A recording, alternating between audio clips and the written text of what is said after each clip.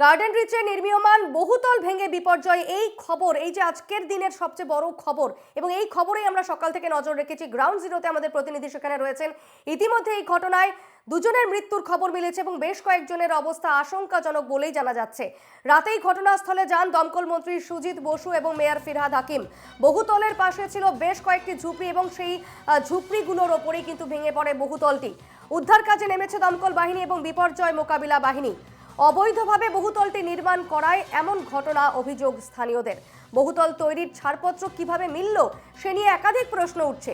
ইতিমধ্যেই কড়া পদক্ষেপ করার আশ্বাস দিয়েছেন মেয়র ফিরহাদ হাকিম।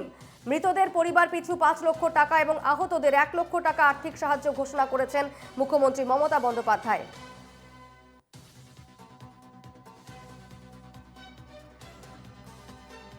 উদ্ধার কাজে নেমেছে দমকল বাহিনী এবং বিপর্যয় মোকাবিলা বাহিনী। জোর তৎপরতার সঙ্গে চলছে উদ্ধার কাজ এবং এখনো ধ্বংসস্তূপের নিচে বেশ কয়েকজনের আটকে পড়ার আশঙ্কা করা হচ্ছে। আমরা কথা বলবো সরাসরি আমাদের প্রতিনিধির সঙ্গে। রক্তিমা রয়েছেন সেখানে। রক্তিমা, কি ছবি?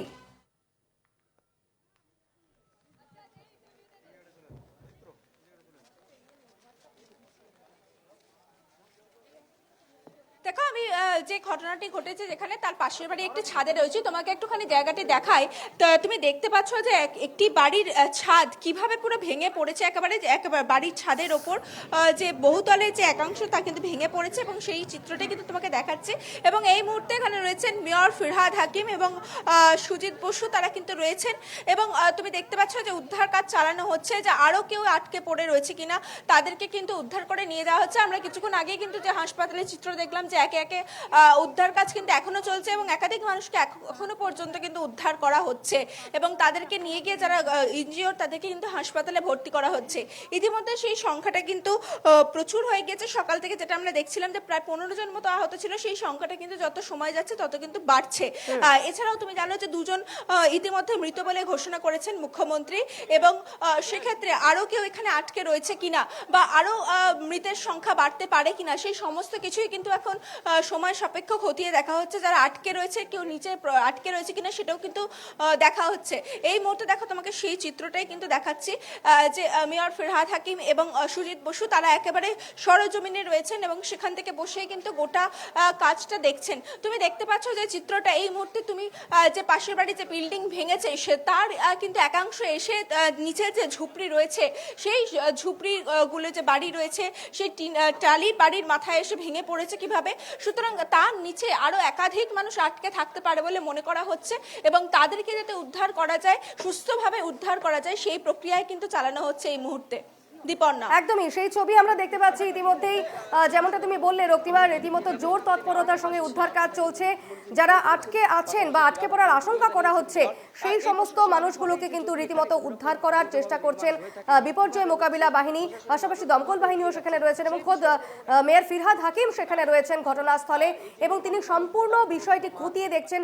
সরেজমিনে বসে সেখানে দেখছেন যে ঠিক করে উদ্ধার কাজ চলছে কিনা বা যারা আটকে আছেন তাদের সুস্থ মতো স্বাভাবিকভাবে তাদের বের করে আনা হচ্ছে কিনা সেই সমস্ত বিষয়ে তিনিও নজর রেখেছেন। আমরা শুনবো মুখ্যমন্ত্রী মমতা কিছুক্ষণ আগেই সেখানে এসেছিলেন এবং ঘটনাস্থল তিনি পরিদর্শন করেছেন, এলাকায় ঘুরে দেখেছেন, স্থানীয়দের সঙ্গে তিনি কথা বলেছেন। তারপর সেখান থেকে বেরিয়ে এসে সাংবাদিকদের সামনে তিনি কি বললেন শুনবো। দুঃখ প্রকাশ করছি এই ধরনের ঘটনা ঘটার জন্য। ইললিগাল যে কাজগুলো কেউ যদি করে থাকে তার বিরুদ্ধে অফিসিয়াল অ্যাকশন নেওয়ার জন্য আমি প্রশাসনের কাছে অনুরোধ করব। আর যে পরিবারগুলো আজকে অসহায় হয়ে গেছে তাদের পাশে তো সরকার দাঁড়াবে।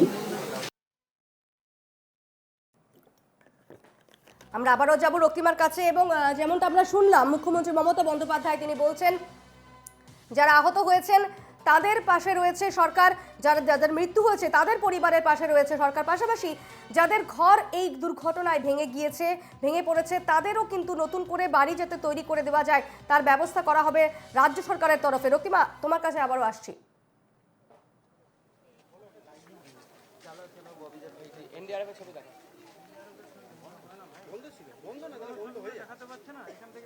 হ্যাঁ দেখো, একদমই তাই। তুমি দেখলে যে মুখ্যমন্ত্রী মমতা বন্দ্যোপাধ্যায় তিনি কিন্তু কিছুক্ষণ আগেই এসেছেন এবং এসে তিনি যেমনটা জানালেন, তুমি জানো রাজ্য সরকারের তরফে ইতিমধ্যেই কিন্তু ক্ষতিপূরণ ঘোষণা করা হয়েছে। যারা মৃতের পরিবার তাদেরকে 5 লক্ষ টাকা ক্ষতিপূরণ দেওয়া হবে এবং একই সঙ্গে যারা আহত হয়েছেন তাদেরকে 1 লক্ষ টাকা করে ক্ষতিপূরণ দেওয়া হবে। এবং তোমাকে আরেকবার দেখাবো এই জায়গাটি। ঠিক তুমি দেখতে পাচ্ছ যে যেখানে এই বহুতলটি ভেঙে পড়েছে এবং তার আশপাশে যে ঝুপড়িগুলো রয়েছে সেই ঝুপড়িগুলোও কিন্তু ক্ষতিগ্রস্ত হয়েছে। ফলত এই যে তোমাকে কয়েকটি বাড়ি আমি দেখানোর চেষ্টা করব যে একেবারে টালির চাল পুরো একেবারে ভেঙে গিয়েছে। সেই জায়গাগুলো তুমি দেখতে পাচ্ছ যে সেখানে আর বসবাসযোগ্য নেই সেই সমস্ত জায়গাগুলো। ফলত সেই যারা ক্ষতিগ্রস্ত হয়েছে তাদেরকে কিন্তু নতুন করে বাড়ি তৈরি করে দেওয়া হবে, এমনটা কিন্তু মুখ্যমন্ত্রী মমতা বন্দ্যোপাধ্যায় আশ্বাস দিয়েছেন। এবং আমরা দেখেছি সকালে মেয়র ফিরহাদ হাকিম তিনি নিজেও জানিয়েছেন যে যে বাড়িগুলি ক্ষতিগ্রস্ত হয়েছে, যে ঝুপড়িগুলি অর্থাৎ ক্ষতিগ্রস্ত হয়েছে, সেখানে কিন্তু বাংলার বাড়ি নির্মাণ করে দেওয়া হবে। কিন্তু দেখো, বাড়ি তৈরি করে দেওয়া হলেও যেটা বারবার করে প্রশ্ন উঠছে যে এই যে 3 ফুট জায়গার মধ্যে কি করে 5 তলা বাড়ি ওঠে এবং সেটা পুরসভা কি করে জানতে পারলো না, সেই সকল বিষয় নিয়ে কিন্তু ইতিমধ্যেই তুমি জানো যে প্রশ্ন উঠতে শুরু করেছে। তাই নিয়ে রাজনীতিও শুরু হয়ে গিয়েছে ইতিমধ্যে। যদিও মুখ্যমন্ত্রী থেকে শুরু করে একই সঙ্গে মেয়র ফিরহাদ হাকিম প্রত্যেকেরই একটাই বক্তব্য যে এই মুহূর্তে রাজনীতি বাদ দিয়ে যাতে এখানে যারা ক্ষতিগ্রস্ত তাদেরকে যাতে কাজ করা হয় সেটাই কিন্তু এই মুহূর্তে দেখাতে বলেছে। এখানে তোমাকে একটু দেখাবো, এখানে প্রচুর মানুষজন রয়েছেন যারা। দিদি, আপনি কি এই বাড়িতে থাকেন? হ্যাঁ, কি হয়েছিল দিদি? ঠিকানা কিছু জানা নেই, বলা মানা আছে। কে মানা করেছে? কি হয়েছিল দিদি? আমরা ওইদিকে থাকি, দেখতে এসছি। কি হয়েছিল এখানে? কি হয়েছিল? আপনাদেরকে বারণ করে দিয়ে এখানে কিছু কথা বলবেন না প্লিজ। বারণ করেছে।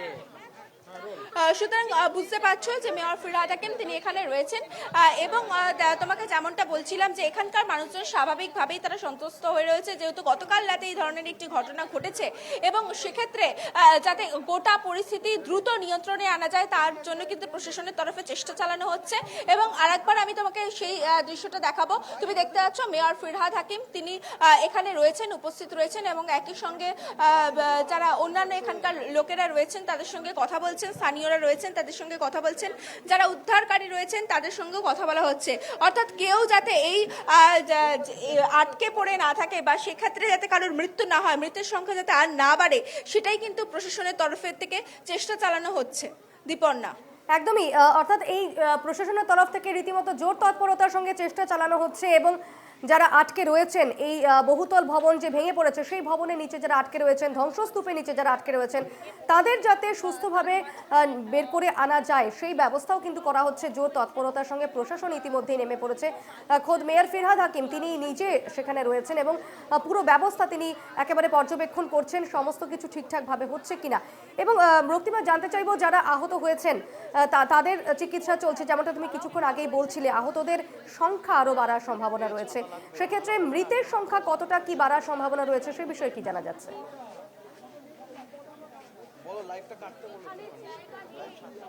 ওদিকটা চলে যাও, ওখানটা চলে যাও।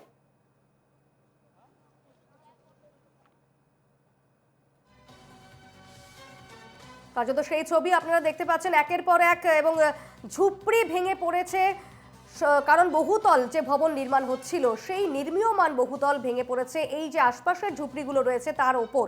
এবং আপনারা দেখেছেন একটু আগেই সেই ছবি যেখানে আমরা দেখিয়েছি যে কিভাবে একটি ঝুপড়ির টালির ওপর ভেঙে পড়েছে বহুতলের একাংশ। এবং যেমনটা জানা যাচ্ছে এই ঝুপড়িগুলোতে স্বাভাবিকভাবেই বেশ কয়েকটি পরিবারের বসবাস ছিল এবং তাদের মধ্যে বেশ কয়েকজন গুরুতরভাবে আহত হয়েছেন, আশঙ্কাজনক অবস্থায় হাসপাতালে ইতিমধ্যে ভর্তি রয়েছেন, তাদের চিকিৎসা চলছে। আমি আরেকবার যাব রক্তিমার কাছে। রক্তিমা, যেমনটা তুমি বলছিলে আহতদের সংখ্যা ক্রমশই বাড়ছে, অর্থাৎ একে একে অ্যাম্বুলেন্সে করে হাসপাতালে নিয়ে যাওয়া হচ্ছে, উদ্ধার করা হচ্ছে এবং তারপর তাদের সঙ্গে সঙ্গে হাসপাতালে পাঠিয়ে দেওয়া হচ্ছে চিকিৎসার জন্য। সেক্ষেত্রে মৃতের সংখ্যা কি আরও বাড়ার সম্ভাবনা রয়েছে, তেমন কি খবর পাচ্ছ এই বিষয়ে?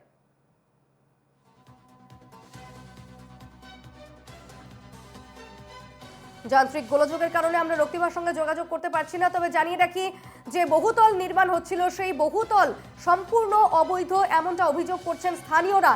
এবং এই যে অবৈধ বহুতল সেখানে নির্মাণ হচ্ছিল সেই বিষয়ে বারবার তারা জানিয়েছেন, অভিযোগ করেছেন, তো কিন্তু তাদের কথা কেউ কর্ণপাত করেনি। এবং সেক্ষেত্রে এই যে অবৈধ বহুতলটি নির্মাণ হচ্ছিল তারপর এই বহুতল ভেঙে পড়ায় কিন্তু স্থানীয়রাই বিশেষ করে ক্ষতিগ্রস্ত হয়েছেন।